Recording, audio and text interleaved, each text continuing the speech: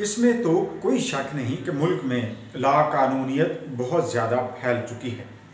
अभी कल ही की बात है कि हमारे एक साथी उन्हें दिन दिहाड़े प्रेस क्लब के सामने कत्ल कर दिया गया। और ये उस शहर में जहाँ पे कहा जाता था कि सीसीटीवी सिस्टम और सेफ सिटी अथॉरिटी के कैमरे इस कदर ज़्यादा हैं कि कोई बच के जा ही नहीं सकता अगर कोई जुर्म सरजद करता है। लेकिन कल से आज तक अभी तक कोई इस सिलसिले में पेशरफ नहीं हुई है।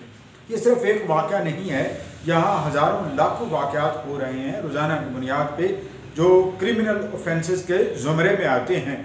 लेकिन इतने पैसे खर्च करने के बावजूद भी मुताल्लिका इदारा या सेफ सिटी अथॉरिटी इनको पकड़ने में, निशानदेही करने में नाकाम हो चुका है। आखिर क्या मसलतें हैं कि इतने ज़्यादा कैमरे लगाने के बावजूद भी वो रिज़ल्ट हासिल नहीं किए जा सके या नहीं बताए जा रहे। ये सब कुछ जबकि हो रहा है, दूसरी तरफ नेशनल लेवल पर जाएं तो सियासत में एक और तरह का हिजान है, वलवला खेजी है, या फिर ये कह लें कि जवाल पजीरी है। ये जवाल पजीरी और तहरीक, जवाल पजीरी की तहरीक मेरे नज़दीक ज़्यादा कहना मुनासिब होगा कि ये इसलिए भी है कि अकाउंटेबिलिटी का जो एलिमेंट है वो माइनस है, मफकूद है ही नहीं है। जब अकाउंटेबिलिटी नहीं है तो फिर यकीनन जो कोई भी जुर्म सरजद करता है वो बच निकलता है अपनी ताकत के बलबूते पर, अपने असर रसूख के बलबूते पर और अपने आप को सेक्रेड कौ बनाकर। ये हमें देखना होगा।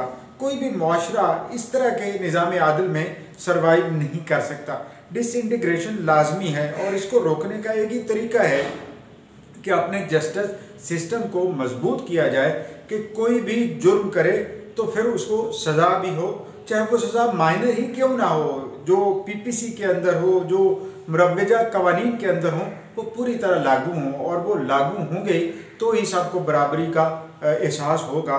और फिर कोई भी जुर्म करते वक्त या इस तरह का काम करते वक्त 100 बार सोचेगा कि किया तो पकड़े जाएंगे तो फिर सज़ा भी होगी। जबकि यहाँ मामला बिल्कुल उलट है। इसका मतलब ये भी नहीं है कि बिल्कुल अंधेरा है।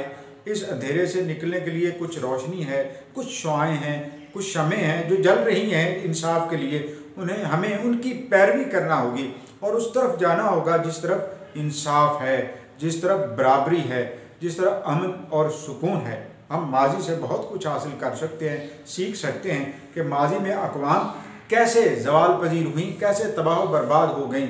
और ज़्यादातर यही कहा गया है कि वहाँ पे सबसे पहले कमज़ोर को जब बहुत ज़्यादा बेबस किया गया तो फिर वो बगावत पे उतर आया और इस तरह मुआशरा ख़राब से ख़राब तर होता गया।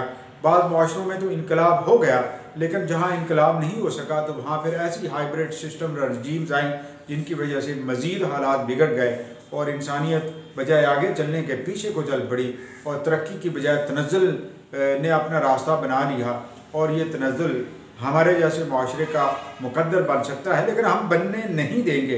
हमें आगे बढ़ना होगा और हमें बेहतरी के लिए काम करना होगा और ख़ुद से कानून पर अमलदारी के लिए कोशिश करनी होगी। अगर हम ये नहीं करते तो यकीनन हम भी उन गुमनाम लोगों में से हो जाएंगे जो तबाह बर्बाद हुए महज इसलिए कि उन्होंने खुद कुछ करने की कोशिश ही नहीं की।